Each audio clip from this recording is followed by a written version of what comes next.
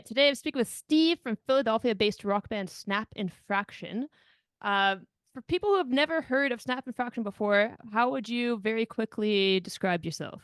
Uh, I like to call us kind of garage pop. So we like catchy hooks and melodies and harmonies. We're a three-piece.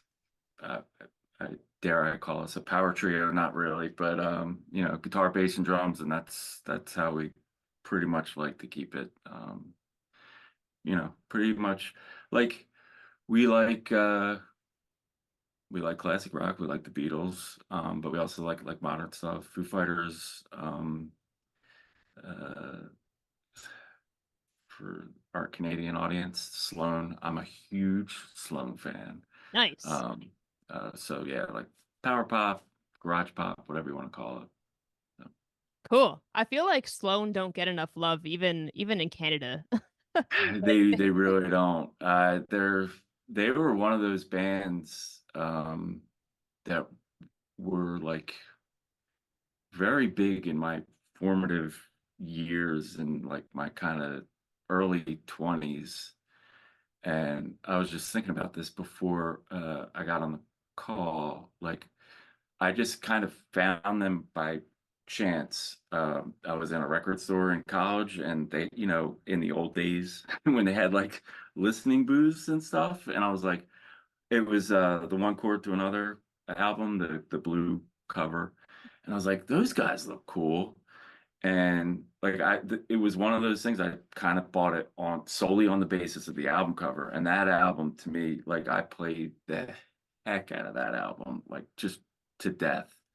And they still just crank out the hits in my opinion. They're still going strong. All the recent stuff I love Yeah, they really don't do mixing anything them. that's bad. No, they They're really just don't. great songwriters. They're just one of those bands that it's like it's a great song. Like you can't say Yeah, no. Like there it is. Another great song from Sloan. It's great. I I love it. love that you found them by from those listening stations. I remember those too when I was young. Yeah, And it's funny because I can still recall like going into the store, like going into like an HMV, at yeah, least Canada, and like going over the wall and be like, okay, you can pick like one of three records that were on the yep. the thing. I found Supergrass from those. That was another one. I was just like, these guys, like the album cover just looked interesting to me.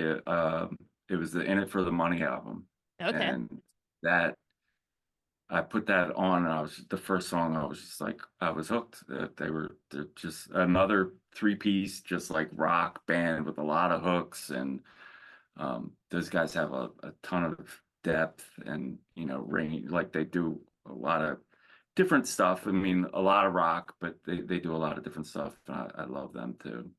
Yeah. It's funny, like so they say like don't judge a book by its cover, but I find as you're saying, like sometimes you just gravitate towards a record Yeah, cover. you just see like a cool album cover, and you're just like, okay, that is like the vibe of what I hear in my head. Like, it kind of Beatlesy, but like maybe a little rougher around the edges, maybe a little rockier. Yeah. Um, but yeah,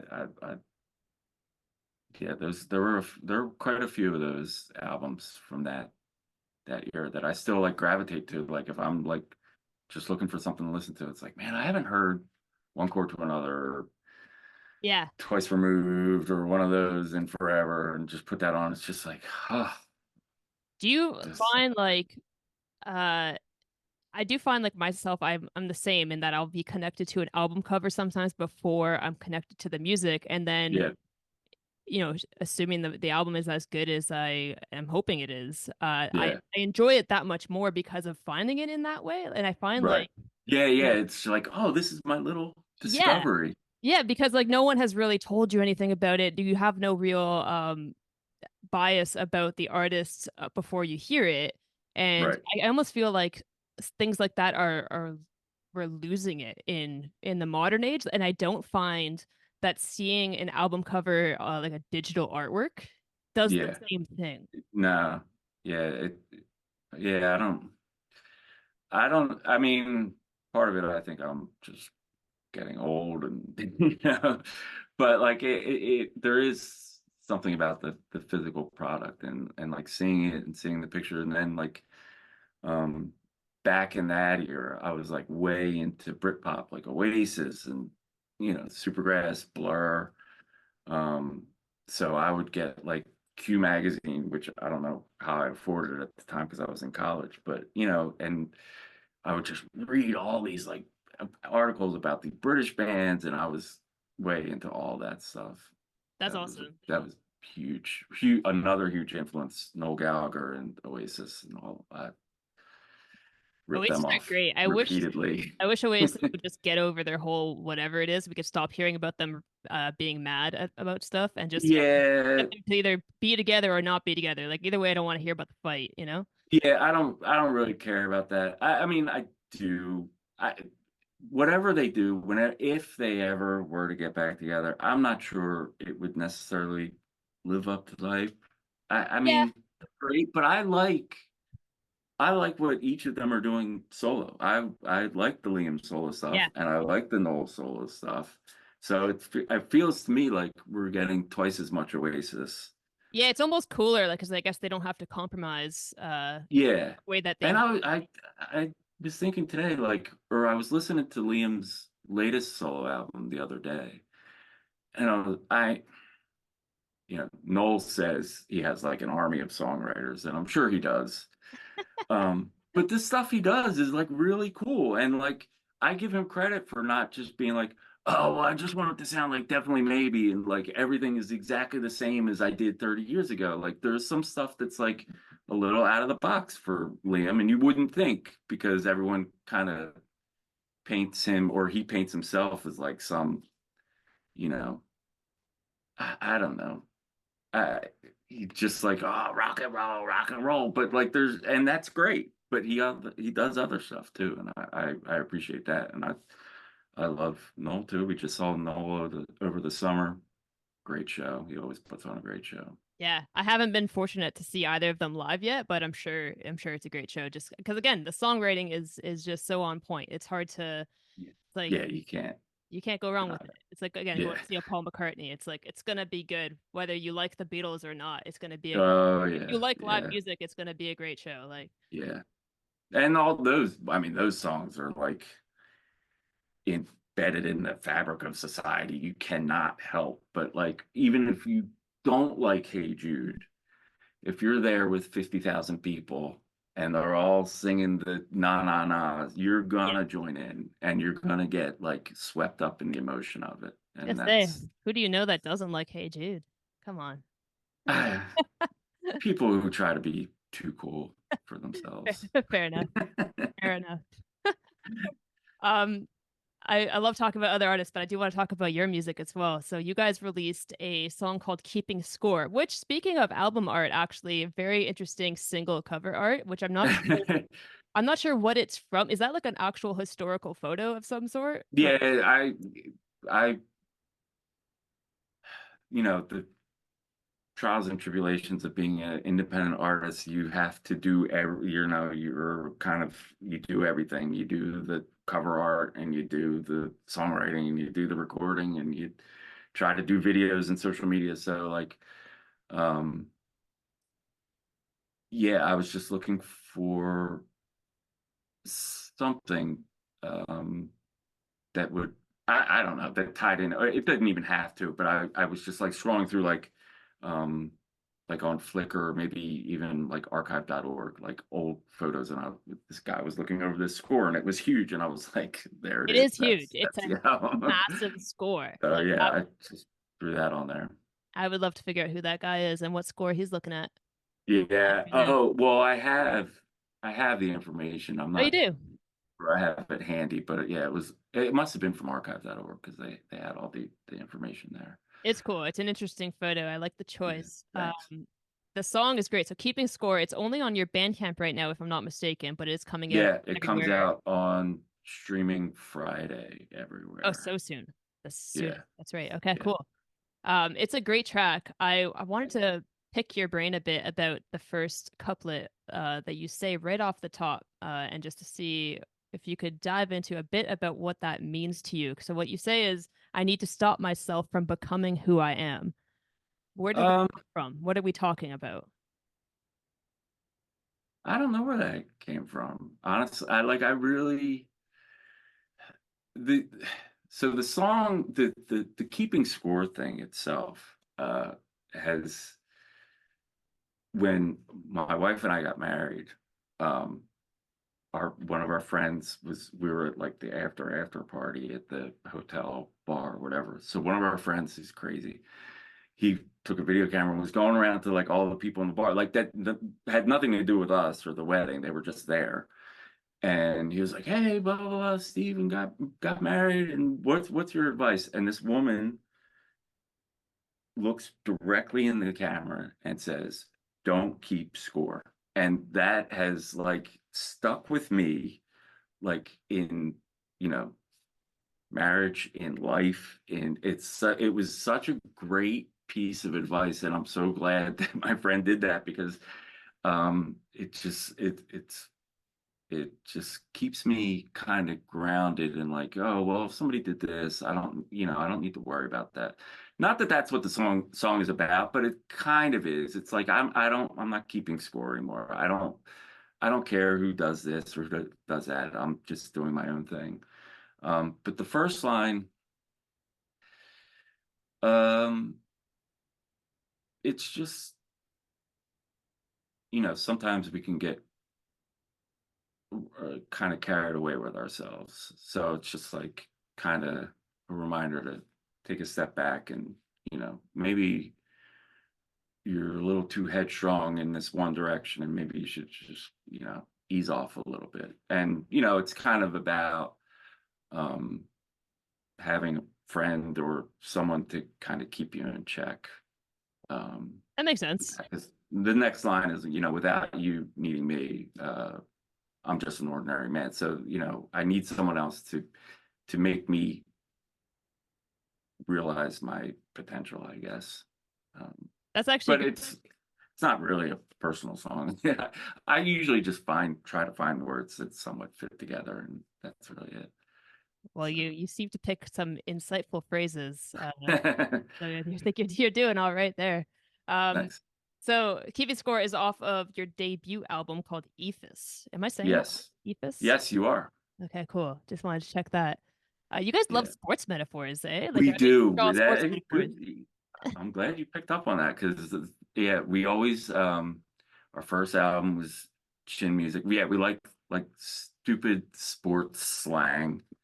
Um, and then we put out or that was our first EP. Then an EP called Stiff Arm, and then we did a bunch of singles which didn't have anything to do with sports. And then we were looking for a title for this, and it was um we had something else and it wasn't tied in with the sports thing. I was like, I don't know, it kind of goes off what we did. Not that anyone cares, but um, and then Tony, the drummer, and I were talking about the Phillies were in the playoffs last season, and we were talking about pitching, and I was like, oh, he threw up an Eephus, and we're just like, that's the name of the album. Like it An was interesting just name. It's an interesting yeah, choice. it's just Sure. in baseball, it's just a nothing pitch. It's like this giant lob, and it doesn't have any meaning. It's just a funny word, and it has to do with sports. So Are you guys, is like baseball your biggest no, sport? Or well, Snap Infraction is a football thing, isn't we it? like all we're big sports nerds. Like besides music, like that's kind of what we are into. But those, and we all have like Tony, Tony and Dave are both like hockey guys. I'm less so, but we all love football and baseball. And I lean a little bit more basketball than those guys do. But yeah, I Okay. mean, I tell my kids, I'm like, if there's a sport on, if any competition, I will watch it. Like I just love. I'll watch anything on TV, whatever late at night. If there's some sport, I don't care who's playing, what the sport is, I will watch it. It's just, That's, I mean, I don't do know. I you just play? love Like, sport. did you used to play any or I mean, a little as a kid, but I wasn't like an athlete Oh, okay. at any stretch of the imagination. I just love sports. I Yeah. don't know. I've always loved sports too. Like I grew up watching sports, playing sports, so I'm big into Yeah. sports too. I find like I have a harder time sitting down to watch sports on TV, but if you like if anyone ever wants to go to games, I'm always like, I'll go see any Yeah, thing. sitting down, like it's like background to Yeah. me. Like I won't sit down and watch, a Some full people do. baseball game. Like can you guys are you guys like the type of band that will sit there all day on a Sunday and watch football for 12 hours? No, Because people I not know people anymore. like that. Yeah, I know. I used to be, and we all kind of used to be, but I could never do that. yeah, I was like, I used to have friends over to my place and they'd throw on football on Sunday and they would just park it, sit there all day. And I'd be around, but I'd be like, I have to break it up. I gotta go yeah, do other stuff while yeah. this. Now it's like, oh well, Sunday is my day to go to the grocery store, so I can watch like one game, and then I've got to do all this other stuff. Like, but yeah, I mean, probably 15 years ago, I would start watching the pregame stuff at like 11 a.m. and then watch the 1 o'clock games, the 4 o'clock games, the night, then, post game, and then Sunday night football until like 11 o'clock at night. That is commitment. Well, yeah, or a waste of time, depending on how you Ah, look at uh, everything's a little bit of a waste of time, I guess, on how it. you choose to waste it. Uh, um, so when does Eephus come out as a whole? Comes out on May 3rd. Oh, okay. So, So yeah, we before have Keeping Score comes out Friday, then we have another single comes out like 3 weeks after that, and then another one 3 weeks after that, and then the whole album. Oh, so you're doing like a singles drop. Because you had said about your previous releases that you like slow dripped an album, but you said it Yeah, didn't yeah, really feel like an album. Is this different now? a little bit. So this is definitely like when. So that whole slow drip of the album came about because we had done the two EPs, and after the second EP, I was over at a friend's house at guy I went to high school with who repairs my guitars now. So I was talking to him and I was like, yeah, I don't know, we just put out an EP and I don't know what we're gonna do next. I don't really want to do an album yet. Like I'm not ready for that. I don't know what I was thinking, but I was like, he's like, just, put out a single every 2 months or whatever. I was like, okay, so let's just put out 6 singles in 2021. And we just set the schedule. Like every 2 months, we're gonna put out 2 songs. Um, they weren't really cohesive. It was just like, all right, I've got to write 2 songs and we'll record them real quick and we'll put them out. And um I actually want to kind of go back and just like make them a retroactive like album and just put them all in one and Yeah. put them in some order that makes sense.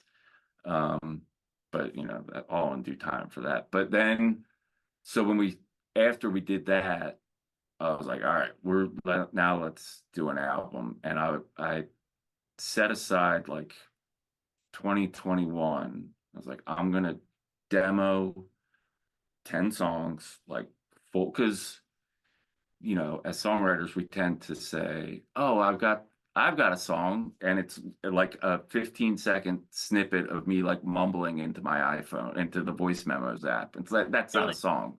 And I'm so guilty of that. I'm like, I've got 100 songs. Well, no, you really don't. You've got 100 snippets of songs.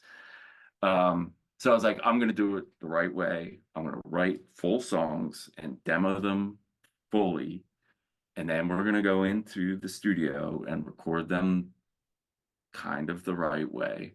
Um, and because all the other stuff we mixed ourselves. So we were like, we're gonna get somebody to mix it and do it kind of right. And this is gonna be probably the last album we ever make.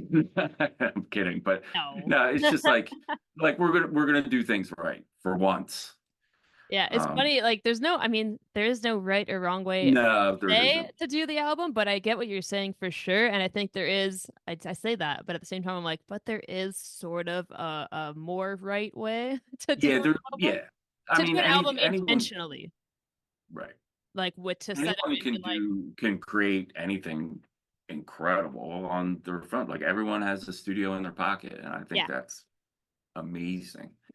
Um, but I was just like, all right, well, this is like our next challenge. Like, well, all right, we put out the EPs. The challenge after that was like, oh, we're gonna do 6 singles in a year. And then the challenge after that was, all right, we're gonna do a full album. Um, I don't know what the next challenge is.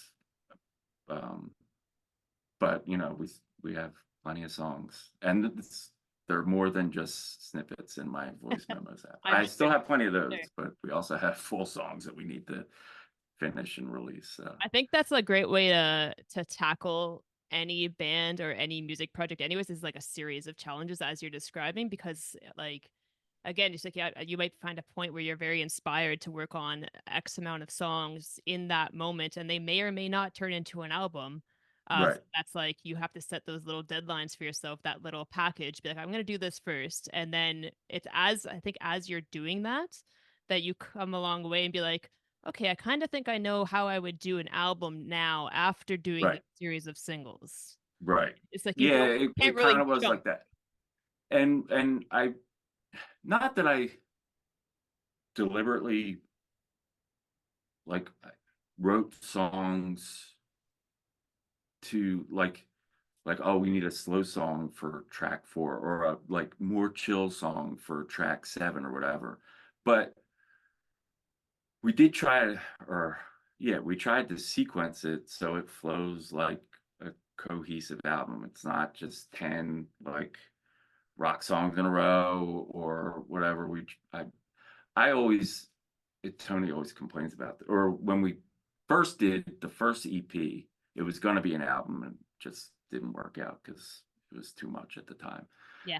And he's like, I don't know if all these songs really fit together. And I'm like, I don't care. Like, have you ever heard the White Album? Have you ever heard Physical Yeah. Graffiti? Like, none of those songs fit together, but they're amazing, and that's what makes them amazing. The question is like fit together in what way? Like stylistically, Yeah, maybe not, but thematically, perhaps. So yeah. I mean, I always say like, as long as the vocalist is the same, which even on this album, the vocalist isn't, because Dave sings lead on 2 songs, which I also love. I like going back to Sloan. They all sing. yes. I mean, I'm I love obsessed with that. I bands. think more bands need to do like experiment with that at least. They don't have to do it, obviously, but Yeah, they don't have to, but it was, we were watching something about the Eagles, and like, they can all sing, oh yeah, and powerhouses. they're All incredible. And I was like, we need more, like, the world needs more bands where there's not just one lead singer. Like, yeah, and Dave sings is awesome. So I was like, here's some songs that like, I originally demoed with me singing, but I was like, you know what? He would sing these way better than I ever would. So let Dave will sing these. I'll sing the rest. Blah blah blah. Works I out love great. that. I love that you are one of the types of singer songwriters that can step back again, as you're saying, and understand that. Like I'm sure it would sound just as good with you, but to be like, hey, try it here because I think you have a cool like a different tonality that Oh would yeah, he fit definitely has a the song. different Like tone, a different approach, and again, as part of the whole album thing, it helps like break up the flow or make it a little bit like, oh, there's these 3 songs that Steve sings, and there's a song that Dave sings, and then there's this, and um, so yeah, and hopefully we'll get him singing some more. I have more songs for Dave. Dave, if you're watching, be prepared. yeah, start those warm ups, buddy. Uh, no, I love that. Yeah, a lot of my favorite bands have multiple singers, and it's I think that's always what's one of the major driving forces that attracted me to those bands. As you're saying, like the Eagles, I'm a huge fan of the Eagles. I don't know Yeah, anyone who's not a fan of the Eagles. yeah. Except the dude from Big Lebowski. Yeah, except him. You know that movie? He's like, I That's hate totally the right. Eagles. And again, I think people that say they hate the Eagles are like people that say they hate the Beatles. I'm like, you're lying. Yeah, I'm like, you're just yeah, too cool for school right now, but you have no idea how good they are. yeah, yeah. You need to. There's That's the thing with the Beatles. There's something for everybody. Like, Yes. I Yeah. mean, if you don't like Paul's granny music, then listen to John's stuff or It's the same as saying George. like you don't like the Supremes. It's like, what do you mean you don't like Supremes? What do you Yeah, not like? Like yeah. What is there I don't not I to don't like? like Etta James. How do you not like Etta Right, James? You know what I'm saying? right. You just don't like things that are good. Yeah, like Sorry. this is just good music. I don't know what to tell you. Yeah, It's a category. It's just called good music. yeah. Um, speaking of again, I want to go back to Eephus for a second because I really like Eephus. I think it's a very cool album. I'm really Thank excited you. for it to come out. You I don't know, obviously I don't know a lot of your influences. I know the Beatles are one of them, of course. And you hear that I think on the album. So Beatles fans should really check it out. There's a couple songs, Nothing Has Changed at All is one of them, where you can kind of Yeah. hear an interesting like hint of the Beatles. It just Mhm. like stylistically what a similar It thing. was, yeah, that one in particular. So when the whole Get Back documentary came out, uh, I I don't remember when I wrote that song, but I think it was around that time. And just the scene where Paul just pulls Get Back out of thin air. It's like, all right, this is supposed to be fun. We're not Yeah. supposed to be like w worrying too much about these songs. Just write songs, have fun. And that was kind of that, it's definitely there's a lot of piano and stuff, and there's horns in the middle and all that stuff. And I had been learning Martha My Dear on piano, which is surprisingly difficult for someone like me. Um, but it's kind of got that boom, boom, boom, boom, boom, whatever mood to it. So yeah, there's definitely some. There's a ton of Beatles influence on that. Oh, for sure. But it's funny because like I also heard just like I made a couple brief notes about bands that I thought of as I was listening to the album. So like Queen came up for me a couple times as well. Huh. Um, interesting, like Fountains of Wayne and SR-71 came up for me. Oh In yeah. that Okay. very melodic pop rock Yeah. Fountains of thing. Wayne.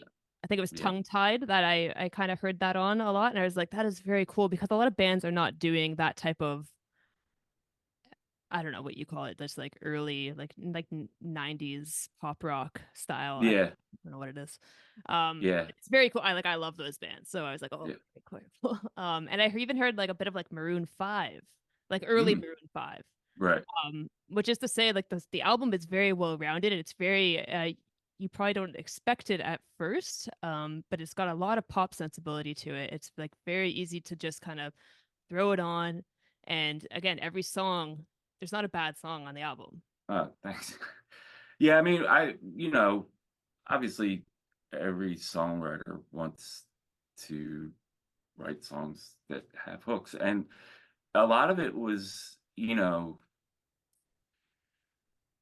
was kind of like inspired by I've seen Sloan live a billion times, and you just pick up on what the crowd sings along with, or what drum fills they air drum along to, and what guitar things they're into. So you're like, okay, we need that. You need something that someone's going to be like, I can sing along to that, or like, this makes me want to, play air guitar, air drum, or Yeah. whatever. So like, hooks don't necessarily have to be melodies. They can be, a guitar part or piano part or whatever.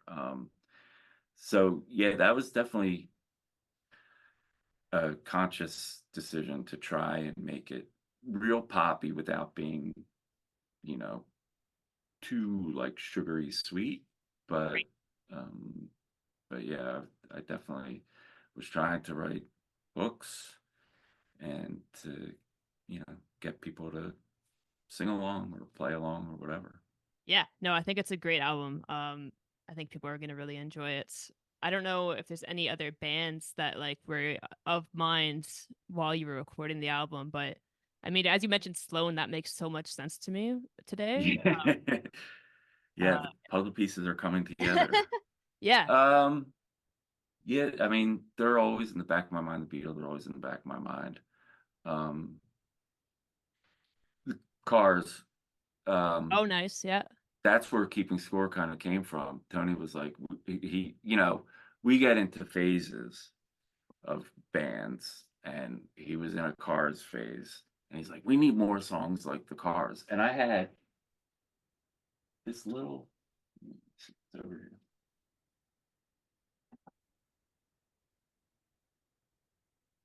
this little thingy, this little Korg thing, Oh which yeah. is actually, I don't even, I have, it's all dusty now. I haven't probably played it. And it doesn't even really have a keyboard. You have to like play it with a stylus or something. Okay. So I just like hit the first four notes that were there. And I was like, it was like G, A, B, D, or whatever the chords are. I was like, okay, that could work. And then and I wanted, that was another thing with this album. I wanted the drums to sound good. That's why we went to like a studio and did it the quote unquote right way or righter way. That is the right way. That is one thing I will die on that hill. That is the right way to do drums. Yeah. So I was like, all right, well, we'll start it off with this drum beat, and then I've got those four notes, and then the bass will come in, and then um so since he wanted the Cars, I was like, trying to think of like what Elliot Easton would do guitar wise, and it was just like a single guitar. And I'm big into Blur. Graham Coxon, I think, is one of the most underrated guitar players of all time. All his parts are like songs within themselves. He's unbelievable. So I was trying to do my best to like emulate those guys. Um, and that's how that came about. So yeah, the Cars were big. Sloan, Beatles, a little bit of Fleetwood Mac. Nice. Um, yeah, Yeah, that's cool. Yeah, I that all makes sense. Yeah, I'm really excited for the album to come out. We're about to run out of time, so I just want yeah. to see if there's any. Do you guys have any shows coming up to promote the record, or anything else you want to talk about? We don't. We're working on getting some shows in this year. We'll probably just play around the Philly area, How is I the think. Philly like live scene? Is it hard to It's get shows? Is it what's the deal there? No, the hardest part is getting the three of us in the same room at the same time. That is the most difficult part. Fair. Um, that's really it. And then probably there's a place in New York called Arlene's Grocery that we've played at before. So hopefully we'll get to do a show up there. Cool. And then we'll see. See from there. See what There's the next challenge is after that. always more, always more songs to record. Yes, there's no shortage of that, I think.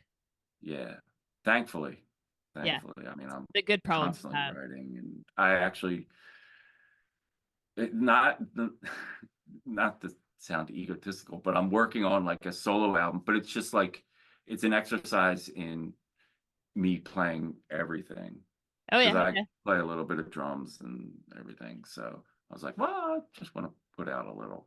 It's fun. I do that kind of thing too, and Yeah, it's definitely a fun challenge to put to wear every hat. but it yeah, is but it is a challenge. That's for yeah, sure. yes. Cool. It Well, is. I'm really excited. I want to say thanks so much for being here on Casual Conversation. I really appreciate your time. Thank you for having me. And yeah, we'll keep an eye out for the next for keeping score to hit streaming on the first here and Yep. everything else to follow. Definitely have to Yes. stay in touch. All right. We'll do. Thanks very much, Steve. Thank you so much.